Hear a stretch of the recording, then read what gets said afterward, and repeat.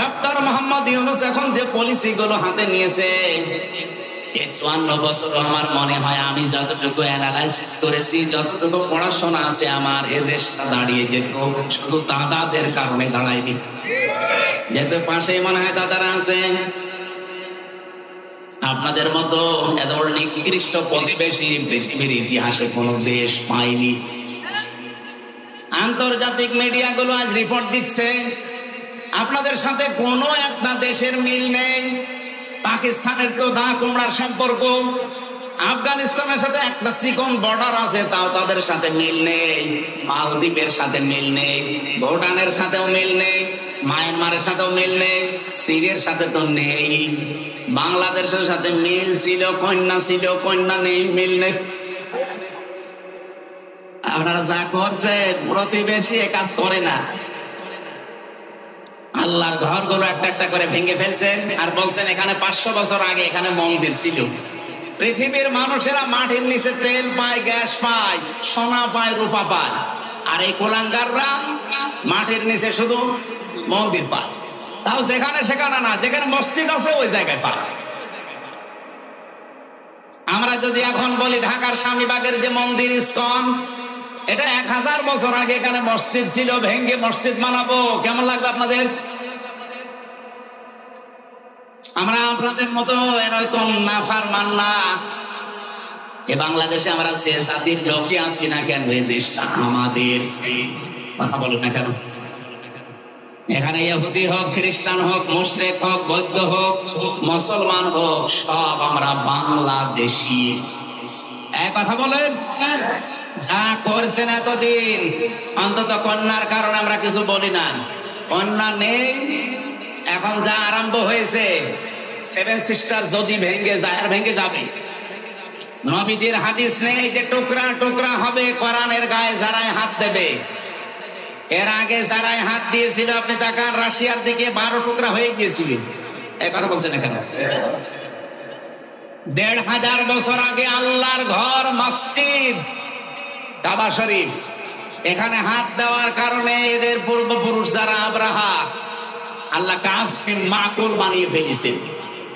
আপনারা এখনো পর্যন্ত যদি ওই লাইনে থাকেন, গতকালকে একটা মসজিদ ভেঙেছে, এভাবে যদি অব্যাহত রাখেন, ভারত 33 টুকরা হবে আর কয়েকদিনের ভেতরে। পৃথিবীর মানচিত্রে এখন 257টা রাষ্ট্র, আর এই 7টা যদি ভেঙে 7 সিস্টার 7টা রাষ্ট্র হয়, কত হবে? হ্যাঁ, 7টা বেড়ে যাবে না? আর আমরা মনে হয় এগুলো যদি আমাদের হক, তো এগুলো যদি আমরা পেয়ে যাই, মালয়েশিয়ার চাইতে আমাদের এই দেশ আরো বড় হয়ে যাবে ইনশাআল্লাহ। আর সেদিকে এগিয়ে যাচ্ছে। ভয় দেখিয়েছিল আমাদের যে না খাওয়িয়ে মারবে, এমন অবস্থা করেছে ওরা। এখন এই যে বিভিন্ন বর্ডার আছে না, পেঁয়াজ আলু পচে পচে নষ্ট হয়, আর গালি দেয় দাদারে। খলিফাতুল মুসলিমিন হযরত ওমর রাদিয়াল্লাহু তাআলা আনহু, তিনি হিসাব করছিলেন, হঠাৎ করে দেশের প্রধান বিচারপতি হযরতে আলী রাদিয়াল্লাহু তাআলা আনহু আসলেন তার দরবারে। সালাম দেওয়ার পরে হযরতে খলিফা জিজ্ঞাসা করে, প্রধান বিচারপতি সাহেব, আপনি এসেছেন নিজের ব্যক্তিগত কোনো কাজে নাকি রাষ্ট্রের কাজে? যেহেতু আমি দেশের প্রেসিডেন্ট আর আপনি দেশের প্রধান বিচারপতি, তাহলে অবশ্যই রাষ্ট্রের কোনো কাজে আসবেন। হযরতে আলী ডাক দিয়ে বলে, খলিফা না, আমি এসেছি আমার পারিবারিক একটা জিনিসের সমাধান নেওয়ার জন্য। হযরত ওমর যে হিসাব করছিলেন, সঙ্গে সঙ্গে বাতিটা নিভিয়ে দিলেন।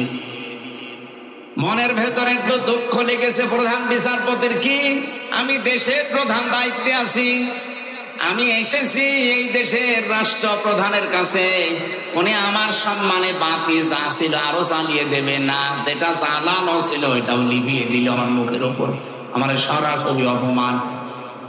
হযরত ওমর বিষয়টা টের পেয়ে বললেন, প্রধান বিচারপতি আলী, আমি কিন্তু প্রথমে আপনাকে জিজ্ঞাসা করেছিলাম যে আপনি এসেছেন রাষ্ট্রের কাজে না ব্যক্তিগত কাজে? আপনি নিজেই বললেন যে আমি ব্যক্তিগত কাজে এসেছি। আমি তো হিসাব করছিলাম রাষ্ট্রের, জনগণের টাকায় দিয়ে যে তেল কেনা, এটা আমি জনগণের হিসাব করছিলাম। আপনি এসেছেন আপনার পারিবারিক জীবনের বিষয় নিয়ে কথা বলতে। আমি যদি এখন জনগণের এই টাকা দিয়ে কেনা তেল পোড়াতেই থাকি আর আপনার সাথে পারিবারিক জীবন নিয়ে কথা বলি, এটা তো আমানতের খেয়ানত হয়ে যাবে। কিয়ামতের দিন আমি তো মারা খেয়ে যাব। হযরত ওমর বলেন, হযরতে আলী বলেন, কথা শোনার পরে ওমরের প্রতি যে রাগ ছিল, রাগ তো মিটে গেছে, শ্রদ্ধা ভক্তি আমার আরো বেড়ে গেল। আমি এখান থেকে একটা শিক্ষা পেয়েছি। এই বাংলাদেশে 1628 জন মানুষ দায়িত্বে ছিল। এই মানুষগুলো যদি হযরতে ওমরের এই টেন্ডেন্সি নিয়ে বাংলাদেশটা চালাতো, আল্লাহর কসম এই দেশটা 16 দিনে দাঁড়িয়ে যেত। বাংলাদেশের এটা দ্বিতীয় ফিলিস্তিন। যে সময় আমরা এখানে বসে অন্তত কথা শুনতে পাচ্ছি, এই সময় ফিলিস্তিনের দিকে তাকা, গাজার দিকে তাকা। এতক্ষণ যাদের সম্পর্কে কথা শুনছিলেন, পৃথিবীর অভিশপ্ত, নিকৃষ্ট, সবচাইতে বজ্জাত একটা জাতি ইহুদি, তাদের দ্বারা অত্যাচার, জুলুম, নির্যাতনের স্টিম রোলার যাদের উপরে চলছে, আল্লাহ রাব্বুল আলামিন ফিলিস্তিনের এই মুসলমানদেরকে হেফাজত করেন। ইসরায়েলকে পৃথিবীর 257টা দেশ এই মানচিত্র থেকে যেন গায়েব করে দেন। আমিন। মুসাফির অবস্থায় আছি, মাজলুম, এখনো মাজলুম অবস্থায় আছে, অসুস্থ আছি, এখনো শেফায়ে কামেলা জেলা আল্লাহ পরিপূর্ণ আমাকে দেয়নি। কারণ আমি 3টা বছর যে অবস্থায় ছিলাম, মানুষ এমনি অসুস্থ হয়ে যায়। আর আমরা ছিলাম ফাঁসির কন্ডেম ছেলে, কবর ছেলে, কঠিন জায়গায় রেখেছিলেন। আল্লাহ রাব্বুল আলামিন আগের অবস্থায় আমার শরীরটা যেন আবার, কণ্ঠটা যেন আবার ফিরিয়ে দেন, বলেন আমিন। অন্তত যে মুহূর্তে আমরা কোরআন শুনছি, এই মুহূর্তে বিশ্বের অনেক জায়গায় মুসলমানেরা জুলুম, নির্যাতন, অত্যাচারের শিকার এখনো হচ্ছে, বিশেষ করে আমাদের পাশের প্রতিবেশী রাষ্ট্রে। আল্লাহ রাব্বুল আলামিন তাদেরকেও যেন হেফাজত করেন, বলেন আমিন। সবাইকে নিয়ে ওই মহান মালিকের দরবারে শুকরিয়া জানান। জবান খুলে বলছি আলহামদুলিল্লাহ। দরুদ আর সালাম পড়ছি আমাদের নবী, মানবতার মহান শিক্ষক মুহাম্মদুর রাসূলুল্লাহ সাল্লাল্লাহু আলাইহি ওয়াসাল্লামের প্রতি। আমরা কোরআনে কারিমে 6666টি আয়াত, এটা প্রসিদ্ধ, 6236টি আয়াত, এটা বিশুদ্ধ। এর ভেতরে মাত্র একটা আয়াত পড়েছি, সূরা দোহার 7 নম্বর আয়াত। আজকের আলোচনার বিষয় হেদায়েত কি, হেদায়েত কেন, কিভাবে হেদায়েত কারা পাবে এবং কারা হেদায়েত থেকে বঞ্চিত হবে, এই 4টা বিষয়ের উপরে কথা বলবো ইনশাআল্লাহ। আল্লাহ যেন তৌফিক দান করেন। পৃথিবীর মানুষকে আল্লাহ যা দিয়েছেন, যত দয়া দিয়েছেন মানুষের উপরে, সবচাইতে বড় দয়ার প্রমাণ দিয়েছেন আল্লাহ কোরআন নাযিল করে। এই যে গত যে মাসটা চলে গেল, মাত্র 2 দিনও হয়নি, নাম কি বলেন তো? রমিম দোয়াদ আলিফ নুন। আপনি একবার উচ্চারণ করলে, যেহেতু কোরআনে কারিমে আছে, 50টা নেকি পাবেন। জবান খুলে বলেন রমজান। কোরআনের ভেতরে আল্লাহ একটা মাসের নাম দিয়েছে, 12টা মাসের নাম আছে, কিন্তু এভাবে রমজান, মুহররম, সফর এভাবে নেই। সূরা তাওবা এসেছে ইন্না ইদ্দাতাশ শুহুরি ইনদাল্লাহি 12 শাহরান ফি কিতাবিল্লাহ ইয়াওমা খালাকাস সামাওয়াতি ওয়াল আরদা ইলা আখির আয়াত। আল্লাহ তাআলা বলেন, আমি আসমান আর জমিন যেদিন তৈরি করি, ওই দিন আমার কিতাবের ভেতরে, আল্লাহর কিতাবের নাম কি? আরো জোরে বলেন। এই কোরআনে আল্লাহ 12টা মাসের নাম লিপিবদ্ধ করেছিলেন, কিন্তু নাম বলেন, একটা মাসের নাম বলেছিলেন। আবার বলেন তো কি? শাহরু রমাদান আল্লাযী উনজিলা ফীহিল কুরআন। এই সেই মাস, তার নাম রমজান। এরপরে আল্লাহ দিয়েছেন আল্লাযী উনজিলা ফীহিল কুরআন, যে মাসে নাজিল হয়েছে কি? আপনি এখানে রমজানের সাথে সম্পৃক্ত দেখবেন 4টা জিনিস, রমজান, কোরআন, সিয়াম, তাকওয়া, একটার সাথে আরেকটা মিল করা আছে। সম্পর্কিত করা আছে, একটা বাদ দিলে আর একটা থাকে না। যেহেতু আমার রমজান কেন্দ্রিক আলোচনা না, আমরা হেদায়েত নিয়ে কথা বলবো ইনশাআল্লাহ। রমজান এসেছিল আমাদেরকে হেদায়েত দেওয়ার জন্য, তাকওয়া অর্জন করার জন্য। হুদাল লিন্নাস, এ কোরআন আমি দিয়েছি মানুষদেরকে হেদায়েত দেওয়ার জন্য। অন্য জায়গায় এসেছে হুদাল লিল মুত্তাকিন, কোরআন এসেছে মুত্তাকিদেরকে হেদায়েত দেওয়ার জন্য। আরেক জায়গায় এসেছে হুদাল লিল মুসলিমিন, কোরআন মুসলমানদেরকে হেদায়েত দেওয়ার জন্য। কথা কয় রকম পেলাম? 3 রকম। এখন বলে গেলে হবে? এরকম ছাত্র হলে তো সমস্যা। ক্লাস 3 পড়ে একটা ছেলে এসে বলছে, আব্বা কি হয়েছে? পরীক্ষার রেজাল্ট দিয়েছে। রেজাল্ট দিয়েছে তো ভালো, কাদার কি হইলো? তুমি কাঁদতেছ, কথা বলেন। আরে কাদার কি হইলো বলবা তো, যে ফেল না পাস। বলছে, আব্বা ছিলাম আমি 3, নামিয়ে দিয়েছে 1। এখন আমার 3 উঠতেই 2 বছর লাগবে। আমার মনে হয় ছাত্র যদি এরকম হন, আলোচনা করা বৃথা হবে। আমি আশা করবো আপনি আরো খেয়াল করে শুনবেন। বাতাস দেওয়ার দরকার নেই, আপনি খেয়াল করে। আল্লাহর এখানে কথা কয় রকম পেলাম বলেন তো? আরো জোরে বলেন। আল্লাহর কথা কি এরকম 2 নম্বর 3 নম্বর হয়? আলাউ কানা মিন ইনদি গায়রিল্লাহি লাওয়াজাদু ফীহি ইখতিলাফান কাসীরা। সূরা নিসার 82 নম্বর আয়াতের শেষের দিকে আছে। আল্লাহ বলেন, আমার কোরআন আমি এমন ভাবে নাযিল করেছি, হে নবী আপনি এর ভেতরে একটার সাথে আরেকটা মেলে না, এরকম কোনো কথা পাবেন না। তাহলে এই যে 3 রকম হয়ে গেল, হুদাল লিল মুত্তাকিন, হুদাল লিন নাস, হুদাল লিল মুসলিমিন। জবাব দিয়েছেন ফি জিলালিল কোরআনে সাইয়্যিদ কুতুব রাহমাতুল্লাহ আলাইহি। তিনি বলেন, আল্লাহ পাকের 3টা কথাই ঠিক আছে।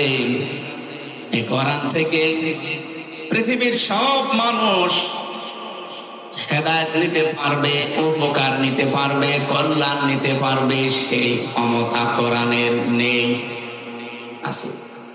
এজন্য যালিকাল কিতাবু লা রাইবা ফি। আপনি এখানে লক্ষ্য করেন, কিতাবের আগে আল্লাহ আলিফ লাম দিয়েছেন।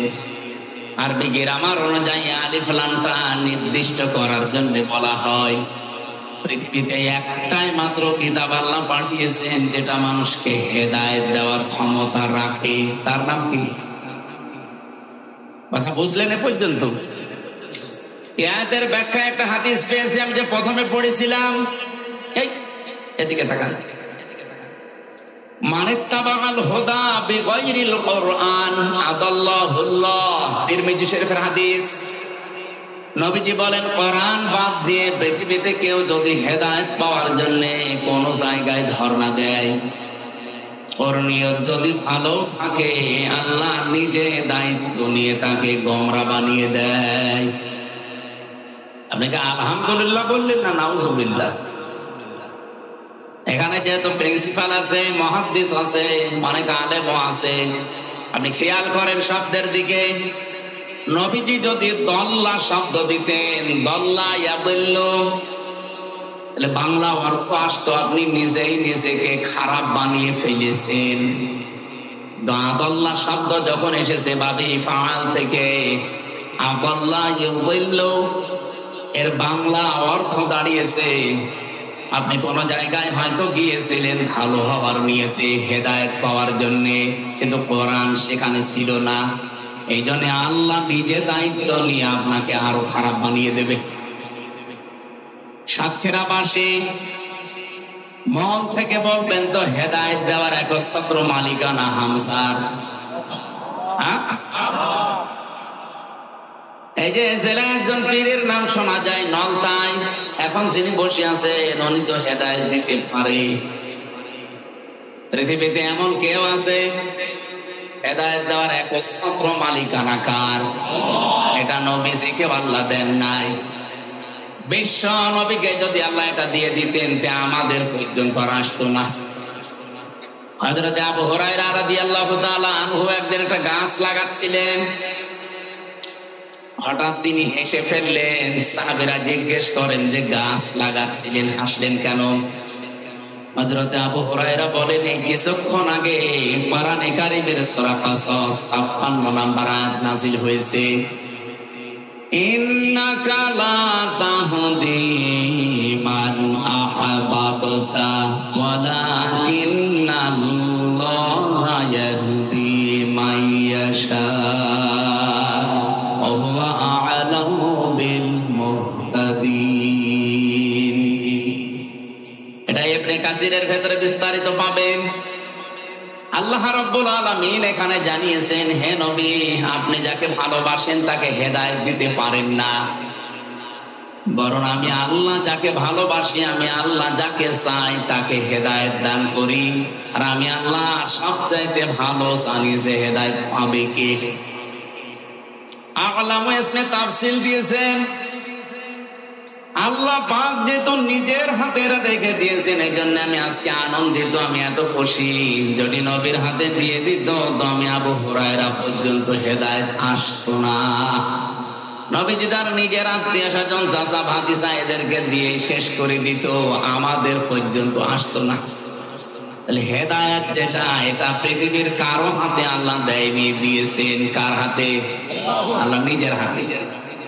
আরে ক্ষমতাটা দিয়েছেন আল্লাহ কোরআনকে, এজন্য দালিকাল কিতাব, কিতাবের আগে আলিফ লাম, এখানে 4টা ব্যাখ্যা পেয়েছি আমি। তার 1 নাম্বার ব্যাখ্যা, একচ্ছত্র মালিকানা আল্লাহ কোরআনকে দিয়েছেন, যে কোরআন মানুষকে হেদায়েত দিতে পারে। এখানে 3টা বর্ণনার প্রথম বর্ণনা হুদাল লিন্নাস, এ কোরআন মানুষের জন্য হেদায়েত, কল্যাণ, পথ নির্দেশিকা। কোরআনে কারীম মানুষদেরকে পথ নির্দেশিকা দিতে পারবে, কল্যাণ দিতে পারবে যারা যতটুকু কোরআন থেকে নিতে পারে। আমি এখান থেকে 2টা শিক্ষা বের করেছি। এদিকে তাকান ভাই, এই পৃথিবীতে এখন 810 কোটির উপরে মানুষ আছে, সবচাইতে বেশি মানুষ বাস করে খ্রিস্টান ধর্মে। কোন ধর্মে? আপনি একটু খেয়াল করে দেখেন তো, আমেরিকায় গণতন্ত্রের চর্চা হয়, তামাম দুনিয়ায় তারা সবক দেয়, অথচ 220 বছর আর এদিকে প্রায় 16 বছর, কত 236 বছর চলছে। ওরা কোরআনে কারীমের হেদায়েত গ্রহণ করে না, কিন্তু কোরআন থেকে এতটুকু নিয়েছে যে রাজনৈতিক জীবনে দেখবেন কোরআনের বাইরে রাজনৈতিক জীবনে ওরা কোন সিদ্ধান্ত এই 236 বছরে নেয়নি। আর রাজনৈতিক জীবনে আল্লাহর কোরআন কি জানিয়েছে? আর রিজালু কাওয়ামুনা আলান নিসা, এই পৃথিবীতে পুরুষ মানুষ হবে নেতা আর মেয়েরা হবে তাদের আজ্ঞাবহ। এ ঘোষণাকার সূরা নিসা 5 নাম্বার পারার 2 নাম্বার পৃষ্ঠার 11 নাম্বার লাইনে 34 নাম্বার আয়াতে প্রথম অংশে আছে। আল্লাহ পাক বলেন, পুরুষ হবে নেতা, পুরুষ হবে গাইডলাইন দাতা, আর মেয়েরা হবে তাদের আজ্ঞাবহ। এই কথাগুলো যদি আজ 54 বছর আমরা ময়দানে বলতাম, আপনাদের এই আজকের যিনি আয়োজক মুহাদ্দিস আমিরুল ইসলাম বেলালী ভাই, আমি বিশ্ববিদ্যালয়ে যখন ছিলাম ওই সময় থেকে ওনার কথা শুনতাম, আমাদের কুষ্টিয়া, চুয়াডাঙ্গা, মেহেরপুরে।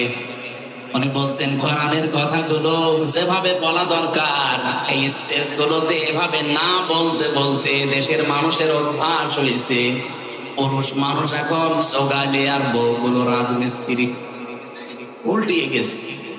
পুরুষ মানুষ হওয়ার দরকার অন্তত রাজমিস্ত্রি, আর জোগালে যদি সাহায্যকারী কেউ লাগে তো অন্তত সে হয় হোক। এখন আমরা হয়ে গেছি নিচেরটা।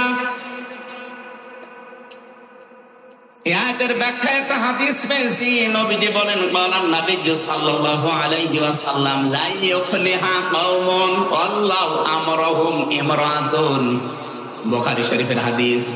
নবীজি বলেন, ওই জাতি কখনো সফল হচ্ছে না, হবে না। লা ইউফলিহা, এটা মুজারে, তার আগে লান এসেছে, বর্তমান, ভবিষ্যৎ, প্রেজেন্ট, ফিউচার। এর আগে লান দিলে অর্থ হয় কখনোই হবে না। এই গ্যারান্টি নবীজি, মিথ্যা হতে পারে? আজ পর্যন্ত যা বলেছে কোনো কিছু মিথ্যা হয়েছে? বলেন।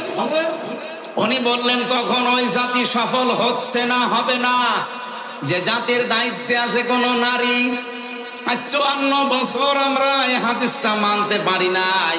আপনি 54 বছরের ভেতরে তাকান, যারা এই দেশের দায়িত্ব পালন করেছে অধিকাংশ সময় ছিল নারী। কথা বলেন এখান থেকে। এটা যেহেতু রাজনৈতিক অনুষ্ঠান শুধু না, এটা তাফসীর মাহফিল।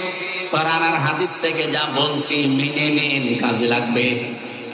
ওরা গণতন্ত্রের বলি ছড়ায়, তামাম দুনিয়ার মানুষকে শিক্ষা দিয়ে বেড়ায়, অথচ আজ পর্যন্ত রাজনৈতিক জীবনের দিকে তাকান, তারা এখনো পর্যন্ত এই 236 বছরের ইতিহাসে আজও কোন নারীকে তারা প্রধানমন্ত্রী বানায়নি।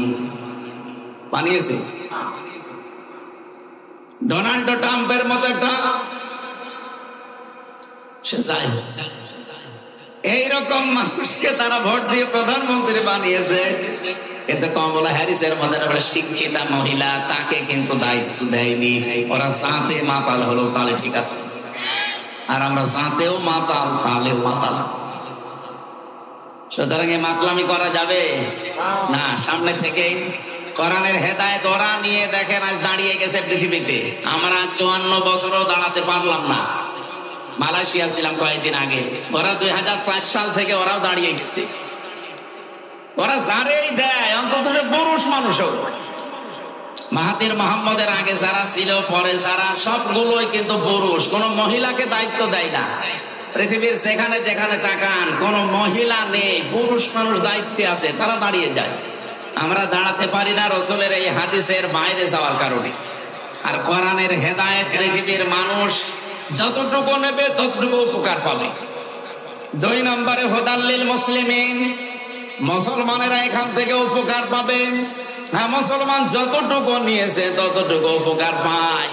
এ বিশ্বে আজ 100 ভাগ কোরআনের 500 আইন রাষ্ট্রীয় ভাবে কায়েম আছে।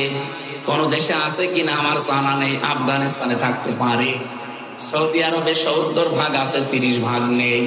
আর বাকি অন্যান্য দেশের কথা বাদ দিলাম, বাংলাদেশে আমার মনে হয় একটাও নেই।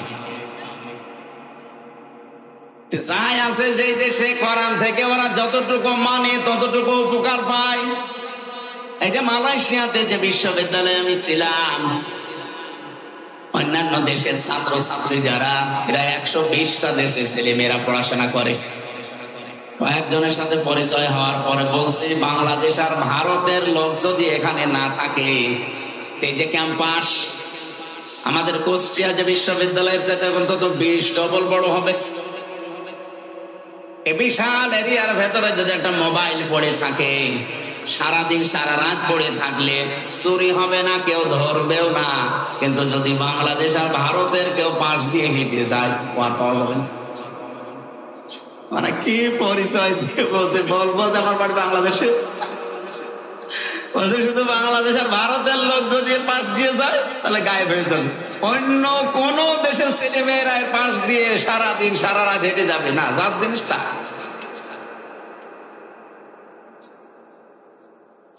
মুসলমানেরা আবার এখন যখন যতটুকু নিয়েছে কোরআন থেকে হেদায়েত, ততটুকু উপকার কল্যাণ পায়। 3 নম্বরে সবচাইতে বেশি কল্যাণ উপকার পাবে কোরআন থেকে বেশি, হেদায়েত লাভ করার যোগ্য হবে তারা হুদাল্লিল মুত্তাকিন, যারা মুত্তাকি। কি এখানে হুদান শব্দটা হাদিন ইসমে ফাইল, ইসমে ফাইল থেকে যদি আসে ইউফিদু মানা ইসমে ফাইল। ইসমে ফাইল অর্থ দেয় যে 4টা বিষয় আমি আয়াতের ভেতরে নোট করতে পেরেছিলাম তাফসীর থেকে। মুত্তাকিদেরকে আল্লাহ কোরআনের মাধ্যমে হেদায়েত দান করবে। এখন মুত্তাকি যদি আপনি না হতে পারেন, পরিপূর্ণ কোরআনের হেদায়েত আপনার দ্বারা পাওয়া সম্ভব না। মুত্তাকি কাকে বলে? হেদায়েত পেয়ে মানুষ মুত্তাকি হবে। এ মুত্তাকি কাকে বলে? যে চলে গেল রমজান আমরা মুত্তাকি হওয়ার জন্য পেয়েছিলাম, কিন্তু হতে পারিনি। কারণ 4টা বিষয় যদি কেউ না মানে, সে কোরআন থেকে হেদায়েত নিয়ে মুত্তাকি হতে পারবে না। এদিকে তাকান, এতদিন যেভাবে শুনেছেন ওইভাবে না। তাকওয়া 4টা জিনিসকে বলা হয়। আমার মতো জব্বা গায়ে দিলে, সুন্দর টুপি মাথায় দিয়ে, হাতে কোরআন শরীফ নিয়ে, তাসবিহ নিয়ে, পাগড়ি মাথায় দিয়ে আসলে মুত্তাকি হয়ে যাবে। এটা হচ্ছে লিবাসুল উলামা বলা হয়। আমরা শুধু লিবাস কেন্দ্রিক মুত্তাকি বুঝি বাংলাদেশ, ভারত আর পাকিস্তানে, কিন্তু তাকওয়া যেটা অর্জন করার জন্য চারটা বিষয় মাস্ট বি, লাগবে। এক নাম্বার আল খাউফ মিনাল জালিল, আল্লাহকে যেভাবে না দেখে আপনি বিশ্বাস করেন ওইভাবে না দেখে ভয় করা লাগবে। দুই নাম্বারে আল আমালু বিত-তানজিল, কোরআন কেন্দ্রিক দুনিয়ায় আমল করা লাগবে। ও সাতক্ষীরাবাসী আর একটু খেয়াল করে বলেন তো, কোরআনের আমল কয়টা? 500। কয়টা? এখানে শুধু আমার মনে হয় আলেমরা ছাড়া আমরা যারা আছি 500 না 5টাও বলতে পারবো না। অথচ কোরআনের আমল যদি আপনি করেন আপনি হবেন, এর নাম তাকওয়া।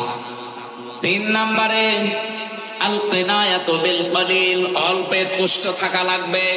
এই অভ্যাসটা আজ আমাদের ভেতরে নেই।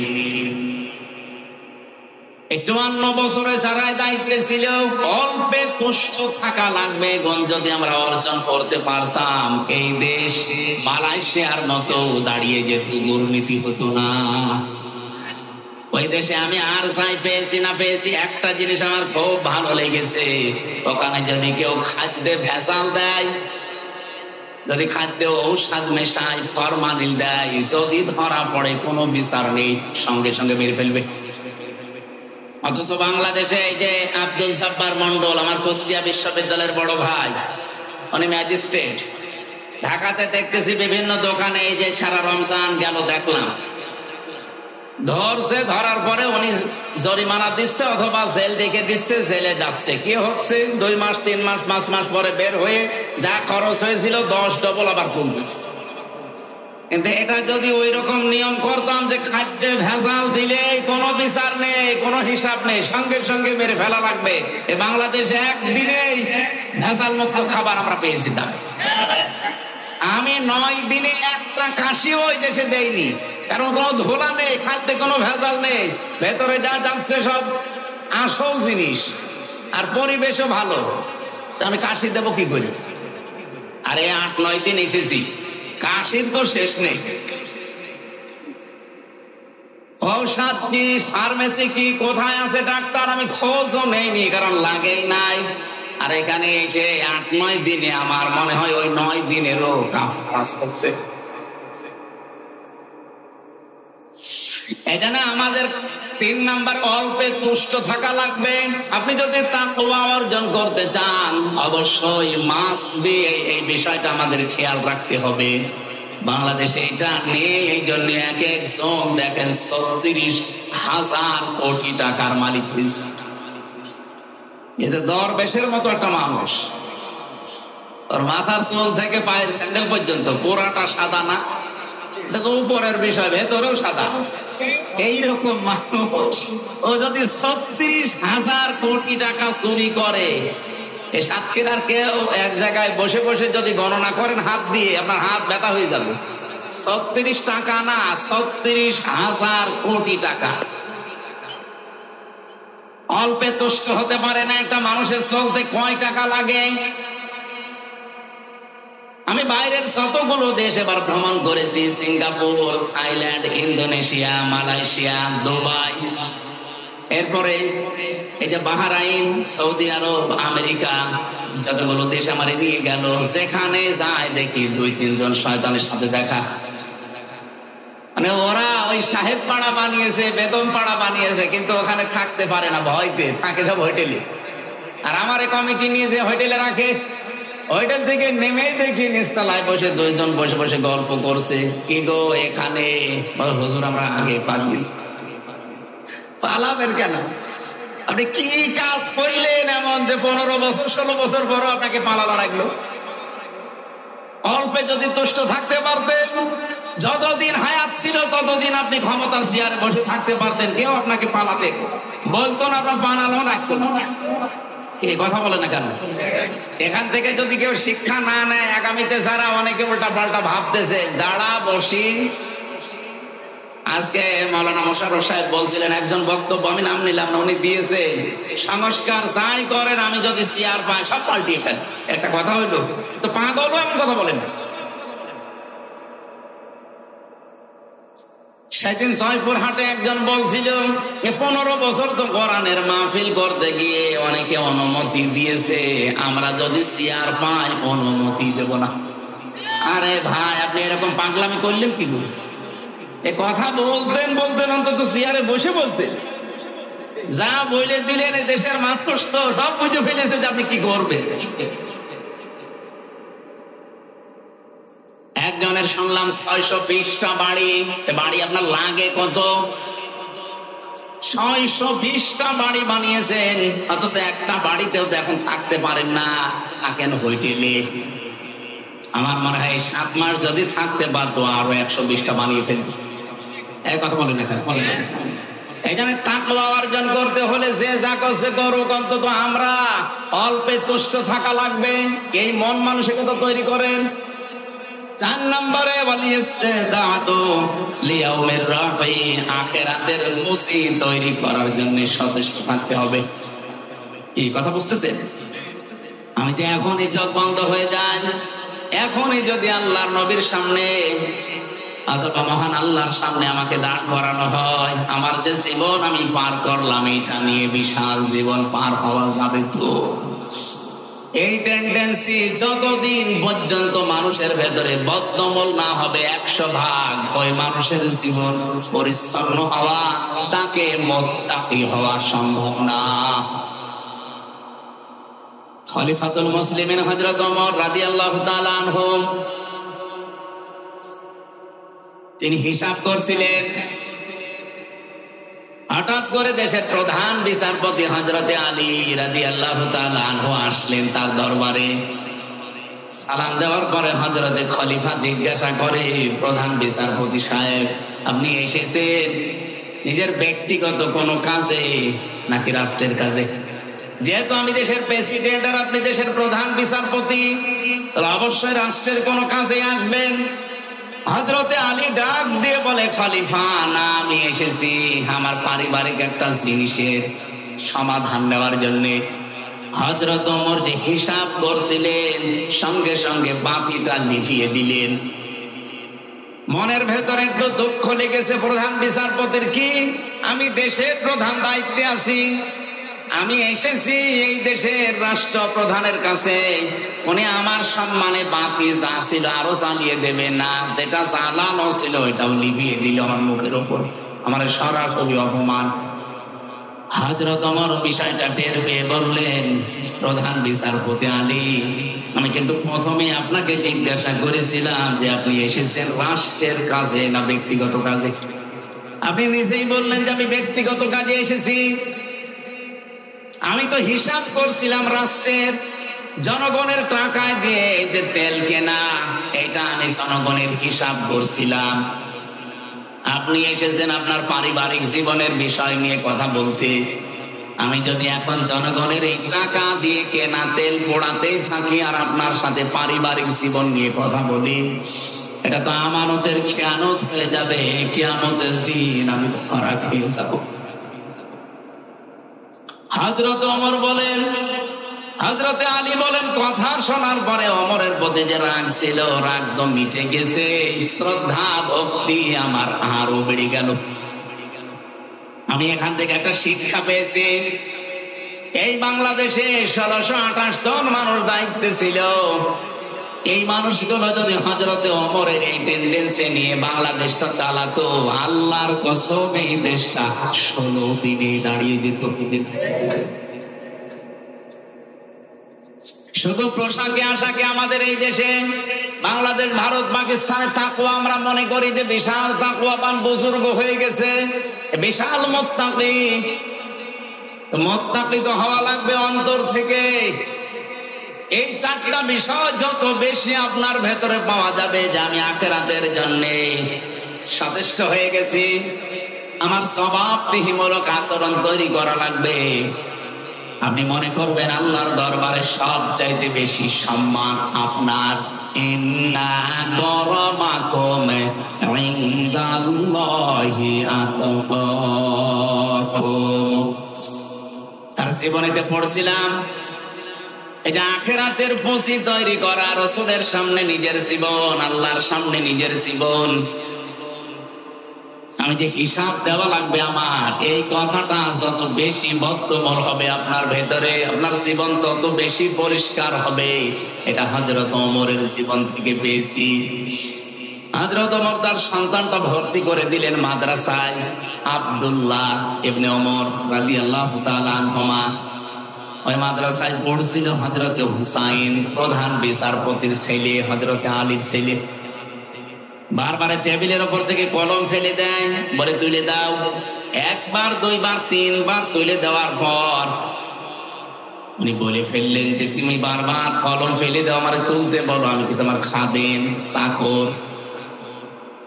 হযরতে হুসাইন ডাক দিয়ে বলেছেন, আব্দুল্লাহ তুমি শুধু চাকর না, খাদেম না, তুমি খাদেমের বাচ্চা খাদেম। দেশের প্রেসিডেন্টের ছেলেকে যদি একটা তার নিচের কোন মানুষ এই কথা বলে যে তুমি শুধু খাদেম না, খাদেমের বাচ্চা, চাকরের বাচ্চা, মেজাজ এমনি খারাপ হয়ে গেছে। বাড়িতে এসে বলছে, আব্বা আমি আর মাদ্রাসায় যাব না। কেন? আমাকে গালি দিয়েছে, যদি তুমি এই অপমানের প্রতিশোধ না নাও, বিচার না করো। হযরত ওমর বিচক্ষণ ছিলেন, ডাক দিয়ে বলেন, সন্তান বিচার এখন না, জমার দিন হাজারো মানুষ আসবে, ওই দিন সবার সামনে বিচার হবে। তিনি জমার খুতবা দিচ্ছিলেন, হঠাৎ দাঁড়িয়ে বললেন, এখানে হোসাইন আছে? বলে হ্যাঁ, সামনে আসো। তুমি আমার সন্তান আব্দুল্লাহকে খাদেমের বাচ্চা, খাদেম বলে গালি দিয়েছো? হ্যাঁ। কেন দিলে? হযরত হোসাইন দাঁড়িয়ে বললেন, খলিফা বুকে হাত দিয়ে বলেন তো, আপনি কি আমার নানার খাদেম ছিলেন না? হযরত ওমরের কথা বন্ধ হয়ে গেছে। ডাক দিয়ে বলেন, হোসাইন তাই তো, এই কথা আমি তো এইভাবে চিন্তা করি না, আমি তো আসলে তোমার নানার খাদেম ছিলাম। তুমি যে কথাটা বললে এটা কি লিখে দিতে পারবা?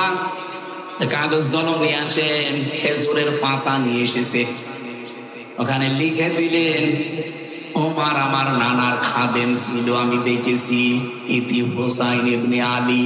সই করে দিলাম, যান। কাগজটা হাতে নিয়ে হযরত ওমর চমা খেলেন, ডাক দিয়ে বলে, নবীর সাহাবীরা বিচার হয়ে গেছে। ছোট মানুষ আব্দুল্লাহ তো বসে না, বলে বাবা তুমি তো বিচার শুরু করলে না, কিভাবে হয়ে গেল? হযরত ওমর বলে, সন্তান যা বিচার করেছি শুধু দুনিয়া না, মরণের পরেও কাজে লাগবে। আমি যখন মারা যাবো এই কাগজটা আমার কাফনের ভেতরে দিয়ে দিও। কিয়ামতের দিন যখন আমাকে আল্লাহ দাঁড় করাবে, আমার জীবনের কিছু যদি আল্লাহর ভালো না লাগে, অন্তত এই কাগজটা আল্লাহকে দেখাবো, ডাক দিয়ে বলবো, রব্বুল আলামিন কাগজটার দিকে একটু তাকাও, তোমার নবীর নাতি নিজে লিখে দিয়েছে আমি নাকি নবীর খাদেম ছিলাম। এও ছিলাম হলেও আজকে তুমি ময়দানে আমারে মাফ করে দাও। চারটা জিনিসের নাম আমি তাকওয়া বলছিলাম। এক নম্বরে আল খাউফু মিনাল জালিল, দুই নম্বর আল আমালু বিত-তানজিল, তিন নম্বর আল কিনায়াতু বিল কলিল, চার নম্বর আল ইসতিদাদু লিয়াউমির রাহিম। এই চারটা বিষয় যতক্ষণ আমাদের ভেতরে না আসবে, রমজান না অন্য কিছু আসলেও আপনি তাকওয়া অর্জন করতে পারবেন না। সুতরাং এই জায়গা থেকে আমাদের সিদ্ধান্ত নেওয়া লাগবে। গুরুত্বপূর্ণ একটা মাস আমরা অলরেডি পার করে ফেলেছি, শাওয়াল মাসে আছি। কি মাসে? বলেন বলেন। সুতরাং কোরআন থেকে পরিপূর্ণ হেদায়েত পেতে হলে কয়টা শর্ত বললাম? চারটা। আরো জোরে বলেন। আল্লাহ পাক আমাদের সবাইকে যেন এখন থেকে সচেষ্ট হওয়ার তৌফিক দেন, বলেন আমিন। আমরা কোরআন শুনতে এসেছি, কোরআন হুদাল লিন-নাস, হুদাল লিল মুসলিমিন, হুদাল লিল মুত্তাকিন, তিনটা কথাই ঠিক আছে না? এই কথা বলেন না কেন? কোরআন পৃথিবীর সব মানুষকে হেদায়েত দিতে পারে, وعلى الله قصد السبيل ومنها جائر ولو شاء لهداكم أجمعين সূরা নহল 9 নম্বর আয়াতে আল্লাহ জানিয়েছেন যে পৃথিবীতে অসংখ্য বাঁকা পথ তৈরি করা আছে, এর ভেতরে সোজা পথ বলে দেওয়ার দায়িত্ব আমি আল্লাহ নিয়েছি। যদি আমি আল্লাহ ইচ্ছা করতাম পৃথিবীর সব মানুষকে হেদায়েত দিয়ে দিতে পারতাম। সে ক্ষমতা আল্লাহ কোরআনকে দিয়ে পাঠিয়েছেন। এই জন্য কোরআনের নাম হুদাল্লিল নাস। 2 নম্বরে হুদাল্লিল মুসলিমিন, 3 নম্বরে হুদাল্লিল মুত্তাকিন। আমরা যেহেতু রমজানের পরে এসেছি কোরআনে কারীম শোনার জন্য, আর হেদায়েতের মহান বাণী কোরআন, সে কোরআন থেকে আলোচনা শোনার জন্য যারা বসে আছেন, আজকের আলোচনার বিষয় যেহেতু হেদায়াত, আমরা এবার আরম্ভ করছি সূরা দুহা। কোন সূরা? 7 নম্বর আয়াত, একটা মাত্র আয়াত পেয়েছি। রব্বুল আলামিন বলেন ওয়াজাদাকা যাল্লান ফাহাদা। হে নবী, আপনাকে আমি পথ সম্পর্কে অনবহিত পেয়েছি। আপনি পথ কিন্তু খুঁজছিলেন, অনুসন্ধান করছিলেন। ফাহাদা, আমি আল্লাহ আপনাকে পথের সন্ধান দিয়ে দিয়েছি। বলেন সুবহানাল্লাহ। কোন আয়াতের তাফসীর যদি পড়তে হয়, করতে হয়, শোনাতে হয়, এর মূল নীতি আছে 13টা। উসুলে তাফসীরের যে মূল নীতিগুলো আমরা পেয়েছি, তার আগের আয়াত, পরের আয়াত বা আগের সূরা পরের সূরার সাথে রিলেটেড কি আছে, সম্পর্ক কি আছে, এটা আগে জানা লাগে। আপনি এর আগে সূরা লাইনের ভেতরে দেখবেন আল্লাহ রাব্বুল আলামিন হেদায়েতের ব্যাপারে কথা বলতে গিয়ে জানিয়েছেন ইন্না আলাইনা লাল হুদা ওয়া ইন্না লানা লাল আখিরাতা ওয়াল উলা। আল্লাহু আকবার। 12 এবং 13 নম্বর আয়াতে আমরা পেয়েছি আল্লাহ পাক বলেন অবশ্যই আমার দায়িত্ব হেদায়েত করা। হেদায়েত করা দায়িত্ব কার? প্রথম এবং শুরু, দুনিয়া এবং আখিরাতের সব বিষয় আমি আল্লাহর জন্য। হেদায়েত দেওয়ার মালিক যেহেতু আল্লাহ, বিশ্ব নবীকে আল্লাহ পাক জানিয়েছেন আপনি কিন্তু পথ সম্পর্কে অনবহিত ছিলেন। পথ আপনি খোঁজ করছিলেন যে হেদায়েতের পথ কোনটা। মা তাদরি মাল কিতাব ওয়ালাল ঈমান ওয়ালাকিন জাআলনাহু নূরান নাহদি বিহি মান নাশাউ মিন ইবাদিনা। হে নবী, আপনি ঈমান কি, কিতাব কি কিছুই জানতেন না। আমি আল্লাহ আপনাকে জানিয়েছি ঈমান কাকে বলে, কিতাব কাকে বলে। এখান থেকে কয়েকটা বিষয় আমরা তাফসীরে বের করেছি। এই দিকে তাকান। আপনি কোরআন শুনতে এসেছেন না? কোন দিকে তাকাচ্ছেন? ওয়ালাকিন জাআলনাহু নূরান নাহদি বিহি মান নাশাউ মিন ইবাদিনা। রব্বুল আলামিন জানিয়েছেন হে নবী, আপনি ঈমান কি, কিতাব কি কিছু জানতেন না। আমি আপনাকে এগুলো জানিয়েছি। তার মানে কিতাব, এই শব্দটার দ্বারা আল্লাহ বোঝাতে চেয়েছেন কিতাবের ভেতরেই হেদায়েত। কিতাব যতদিন রাসূলুল্লাহ পাননি ততদিন তিনি হেদায়েতের পথ খুঁজছিলেন। হেদায়েতের পথ সম্পর্কে তিনি অনবহিত ছিলেন। তিনিও জানতেন না হেদায়েতের পথ কোনটা। যখন তিনি পেয়েছেন কোরআন, তখন হেদায়েতের পথ কোনটা ওইটা তিনি তখন জেনে ফেলেছিলেন। আল্লাহ তাকে জানিয়েছে। তার মানে হেদায়েত পেতে হলে মাস্ট আপনাকে কোরআনের কাছে আসা লাগবে। কি কথা বোঝা গেছে? হেদায়েত সবচাইতে বড় নিয়ামত এই পৃথিবীতে আল্লাহর পক্ষ থেকে। যত নিয়ামত আল্লাহ মানুষকে দিয়েছেন, সবচাইতে বড় নিয়ামতের নাম হেদায়েত। এটা না পেলে মানুষ জান্নাত। বলেন বলেন। আর এটা পাওয়ার জন্য যেটা মাধ্যম আল্লাহ দিয়েছেন তার নাম কোরআন। বাংলাদেশ, ভারত আর পাকিস্তানে 3টা দেশের মানুষ বাদ দিয়ে পৃথিবীর অন্য কোন দেশের মুসলমান কোরআন বাদে কোন জায়গায় হেদায়েতের জন্য যায় না। আমি বিশ্বের বহু দেশ এই ছোট বয়সে আল্লাহ আমারে ঘুরিয়েছে। আমি মুসলমান যাদের সাথে মিশেছি, কোরআন বাদ দিয়ে হেদায়েত পাওয়ার জন্য পৃথিবীর কোন দেশের মানুষ অন্য কোন জায়গায় যায় না। শুধু বাংলাদেশে, ভারতে আর পাকিস্তানে, তিনটা দেশে পেলাম এরা হেদায়েত পাওয়ার জন্য কোরআন বাদ দিয়ে কোন জায়গায় যায়। মাছের বাজারে কেউ যদি, কোন মানুষ যদি মাছ কিনতে যাবে, মাছের বাজারে না যে কাপড়ের বাজারে যায়, বলেন তো জীবনে কোনদিন মাছ পাবে? আরো আসতে বলেন। এই সহজ কথাটা যেভাবে বুঝে ফেললেন, আজকে থেকে সিদ্ধান্ত নিয়ে বাড়ি যাওয়া লাগবে। আমাদের রাজনীতির দ্বন্দ্ব খুঁজবেন না। মানিত্তাবাল হুদা বিগাইরিল কোরআন আদাল্লাহুল্লাহ।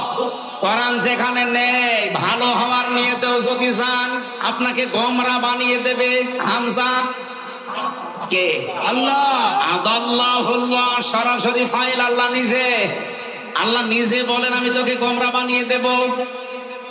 আজ বাংলাদেশ, ভারত, পাকিস্তান এই তিনটা দেশ, এই হাদিসের 100% বাস্তব। এদেশের মানুষ কোরআন বাদ দিয়ে হেদায়েতের জন্য যায়, এজন্য আগে যা ভালো ছিল আরো খারাপ হয়। আমার কুষ্টিয়ার লালনের মাজারে যারা যান, ভালো হওয়ার নিয়তে যান, খারাপ হওয়ার নিয়তে কেউ, এই সাতক্ষীরা, যশোর, খুলনা থেকে কেউ যায় না। যারা যায় এই খান জাহানের মাজারে যারা যায়, এই যে বাগেরহাটের মানুষ বসে আছে, কেউ খারাপ হওয়ার নিয়তে যায় না। কিন্তু যাওয়ার পরে দেখে কোরআন সেখানে নেই, কোরআনের নিয়ম নীতি নেই। এই জন্য মানুষ ভালো হওয়ার নিয়তে গেলেও আরো খারাপ হয়। কি কথা বলেন এখন? বাংলাদেশে একটাই মাত্র জায়গা আছে নিরাপদে গাঁজা খাওয়া যায়, লালনের মাজার। আরো পুলিশ পাহারা দিয়ে খাওয়ায়। গাঁজা খাওয়ার জন্য মানুষকে আমরা দেখেছি, তাদেরকে ধরে ছেলে দেওয়া হয়। আমার সাথে নিচতলায় একজন ছিল গাঁজাখোর। ও দেখি গাঁজার গাছ লাগিয়েছে ভেতরে। জেলার একদিন এসে বলছে, তোরে পুলিশ ধরে দিয়েছে জেলখানায় গাঁজা খাওয়ার জন্য, আর ভেতরে এসে তুই গাঁজার গাছ লাগালি, পেলি কোথায়? স্যার, আমাকে কোর্টে নিয়ে গিয়েছিল মামলার হাজিরা দিতে। আমারও তো বন্ধু বান্ধব আছে। আসার সময় ওরা গাঁজার পোটলা দিয়েছিল, ওই একটা নিয়ে গাঁজার বীজ, ওইটা আমি মুখের ভেতরে নিয়েছিলাম। জেলখানায় ঢোকাতে হলে, বের করতে হলে মেশিনে তুলে স্ক্যান করে পুরা শরীর, এমন জায়গায় রেখেছি মেশিনে ধরা পড়েনি। ভেতরে আসার পরে বোতলের মুখ কেটে ওর উপরে মাটি দিয়ে এই গাঁজার বীজগুলো দিয়ে পানি দিয়েছি। 2 মাসে দেখেন কত বড় হয়েছে। জেলার হিন্দু তো দেবদুলাল, ও ডাক দিয়ে বলছে, তোর আমি কোথায় দেব? তোর তো এখন স্বর্গে দেওয়া লাগবে। পৃথিবীতে একটাই মাত্র জায়গা আমার মনে হয় আছে, যেটা বাংলাদেশের কুষ্টিয়ার লালনের মাজার, যেখানে পুলিশ পাহারা দিয়ে আরো গাঁজা খাওয়ায়। অথচ মানুষ সেখানে যায়, কেউ খারাপের নিয়তে যায় না, সব ভালো হওয়ার নিয়তে যাচ্ছে। ভালো হচ্ছে না খারাপ হচ্ছে?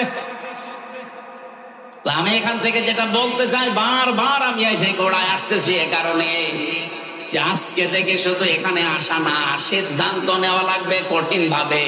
কোরআন সেখানে নেই, ওই দরবার যদি আমার বাবাও তৈরি করে, ওই দরবারে আমি নেই। কারণ ওখানে থাকলে আমাকে খারাপ বানাবে কে? কি আমার বাবা খারাপ বানাবে? বলেন বলেন কে? 48,000-এর উপরে দেশে দরবার চলছে, বিভিন্ন নাম নিয়ে এগুলো চালাচ্ছে। বাস্তবতা এইটাই, কোরআন নেই। এই জন্য হাজারো মানুষ সেখানে যাওয়ার পরে ভালো হওয়ার পরিবর্তে আরো খারাপ হয়ে যাচ্ছে। আপনারা যখন সিদ্ধান্ত নিয়েই ফেলেছেন যে কোরআন যেখানে নেই ওখানে আমি আর যাব না, বাংলাদেশে যেই দলের কর্মসূচিতে কোরআন নেই, ওই দলের প্রতিষ্ঠাতা যদি আমার বাবাও হয়, আমি ওই দলে আর নেই। এটা অত জোরে বলার দরকার নেই। 3 কাল এখনো ভালো না, একটু আসতে বলো। এটা মানা যাবে।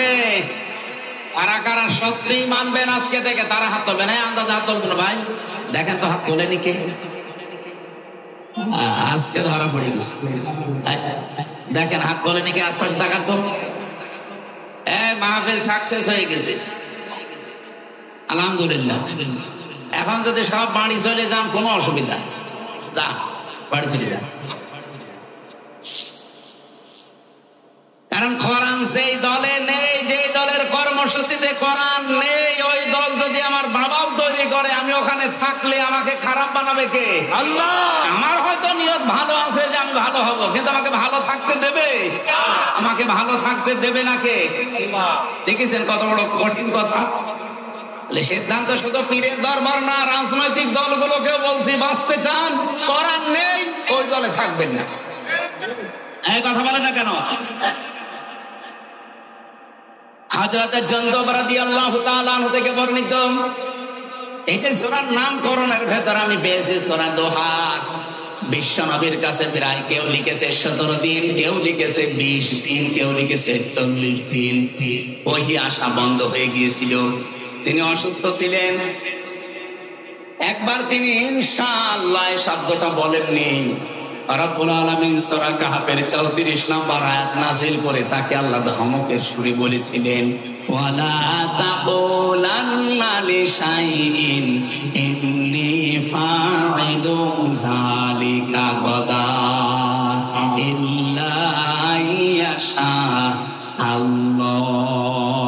বলেন আল্লাহু আকবার। নবী, আপনি আগামীকালের জন্য কোন কাজের ইরাদা যদি করেন, ইনশাআল্লাহ আগে বলবেন। এখান থেকে উম্মতের জন্য শিক্ষা, আগামীতে যাই করা লাগবে শব্দ প্রথম চয়েস করা লাগবে কি? আরো জোরে বলেন। এই 15.5 বছরের শব্দটা ছিল না কি?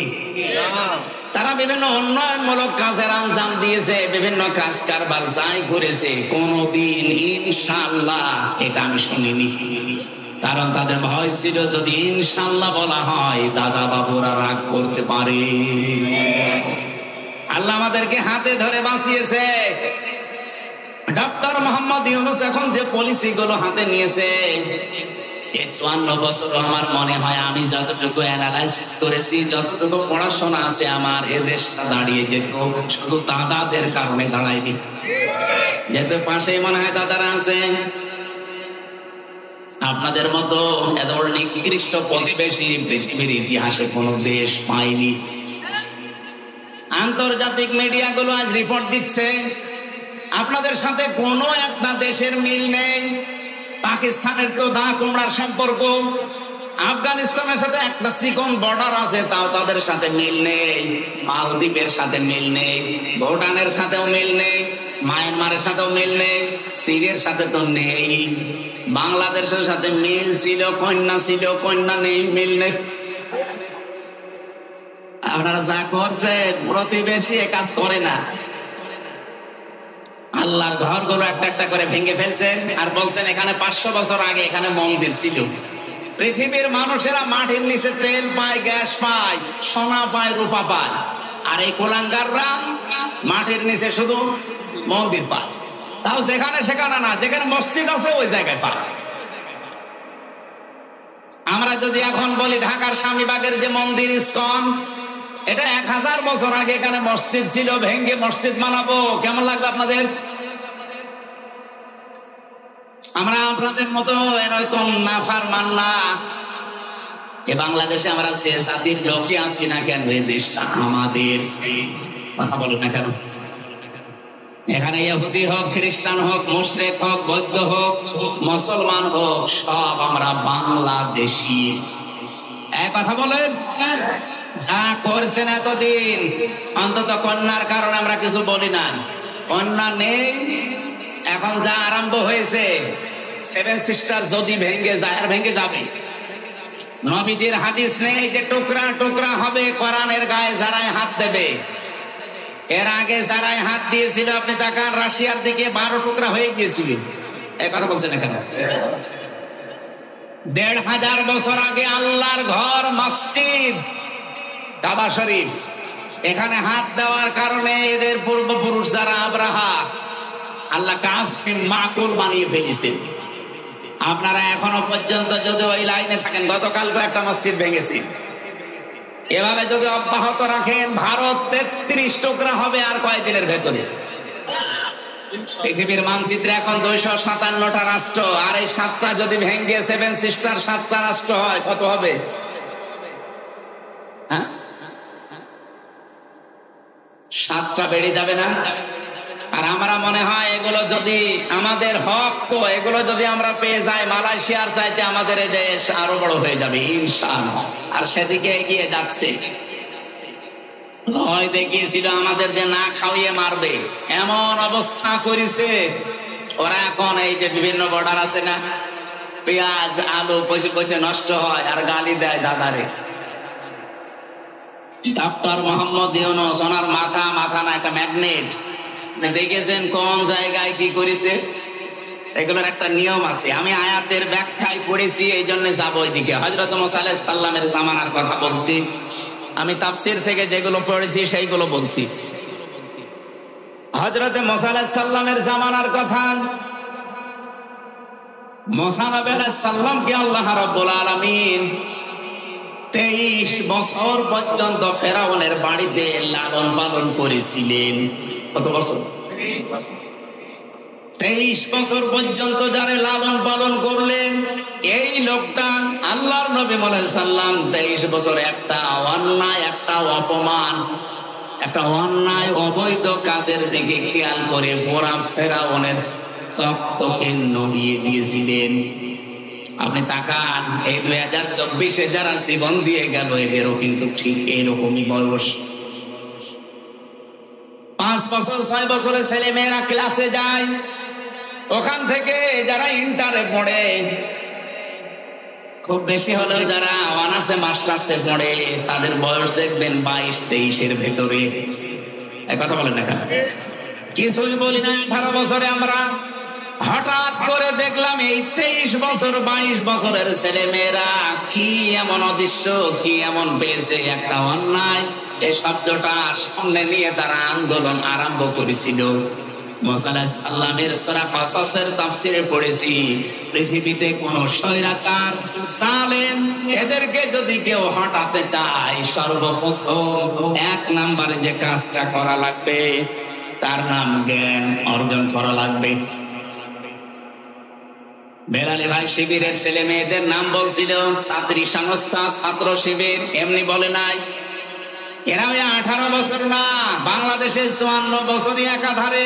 সে 77 সাল থেকে প্রতিষ্ঠিত হওয়ার পর থেকে সবচাইতে বেশি গুরুত্ব দিয়েছে তারা জ্ঞানকে, এলেমকে।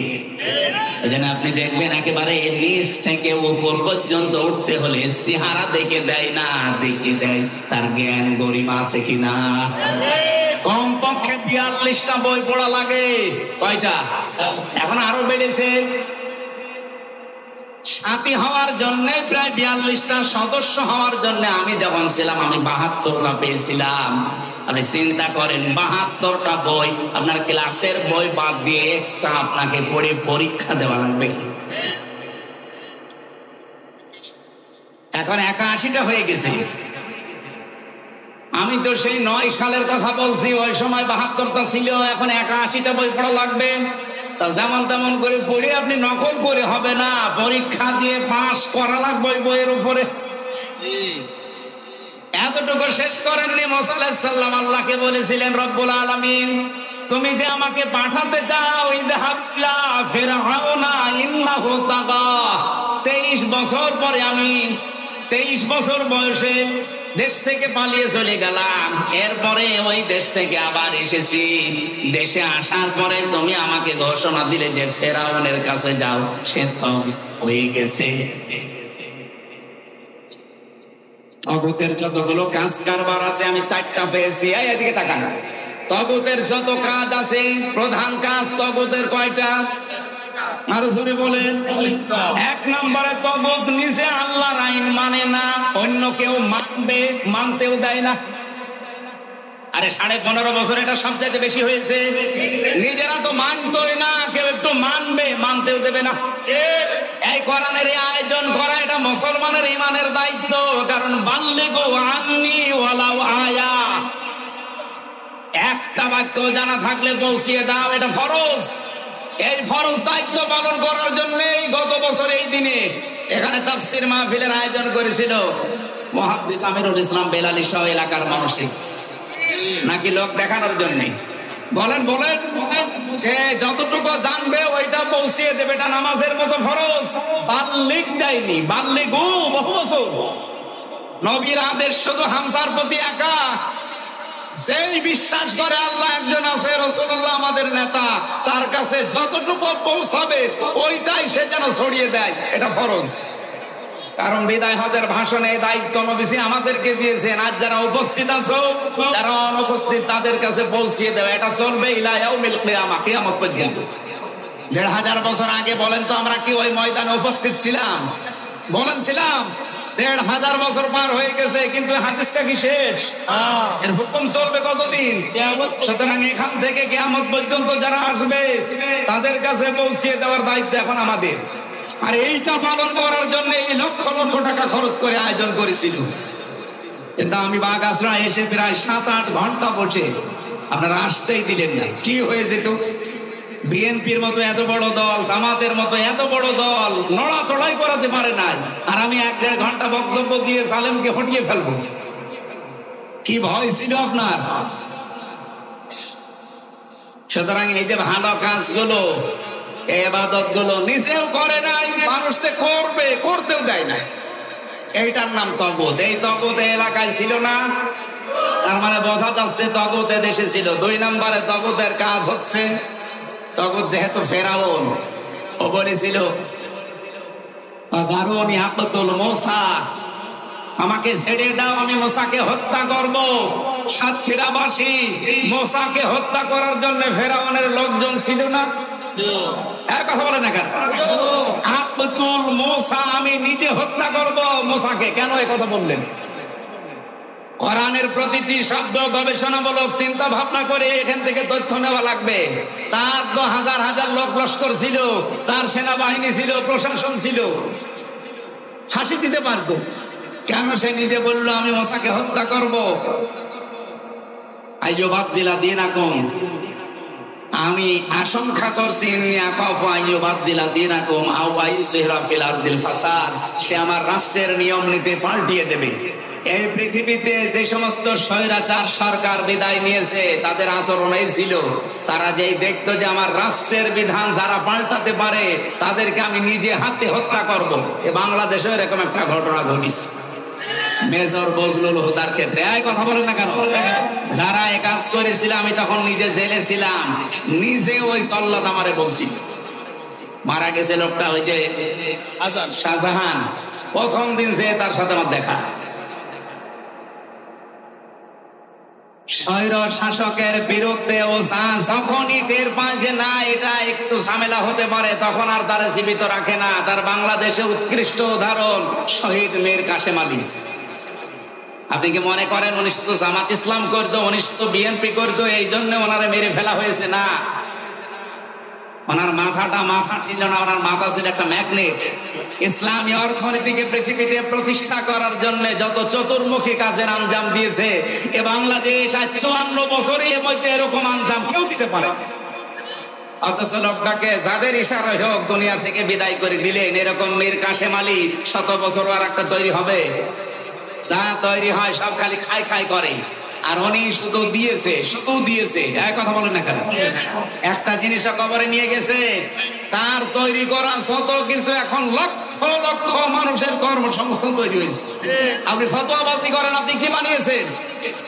সেই ইসলামী ব্যাংক বানিয়েছে, ইবনে সিনা বানিয়েছে, ইসলামী ব্যাংক হাসপাতাল বানিয়েছে। আপনি চট্টগ্রাম বিভাগে যান, বান্দরবন, খাগড়াছড়ি, ওদিকে সিলেট, মৌলভীবাজার, যত কিছু দেখবেন হাজার হাজার লক্ষ লক্ষ মানুষের জন্য তার যে অবদান। আমার নিজে কারারক্ষী এসে বলছিল, কুতুব ভাই, হামজা ভাই, এই লোকটার যেদিন ফাঁসি হবে সেই দিন আমি নিজে, আমারে বলছে এনারে প্রস্তুতি নিতে বলো। আমি যে বললাম যে স্যার আপনার আর বেশি সময় নেই, মাত্র ৩ ঘন্টা আছে, আপনি সেজে গুজে প্রস্তুতি নেন, জল্লাদ চলে আসবে। উনি আমারে বলছে এখনো ৩ ঘন্টা? আমি ২ ঘন্টা ঘুমালাম, তুমি আমার ১ ঘন্টা আগে ডাক দিও। দেখলাম ঠিক উনি ঘুমিয়ে গেছে। 1 ঘন্টা আগে ডাকলাম, ঘুম থেকে উঠে উনি গোসল করলেন, ওযু করার পরে এশার নামাজ শেষ করলেন। আমারে বলছে, কত ভাই আমি রেডি আছি, আপনি জল্লাদকে ডাক দেন। মনে হচ্ছে উনি শ্বশুর বাড়ি যাবে। আমারও দায়িত্ব ছিল এই লোকটা।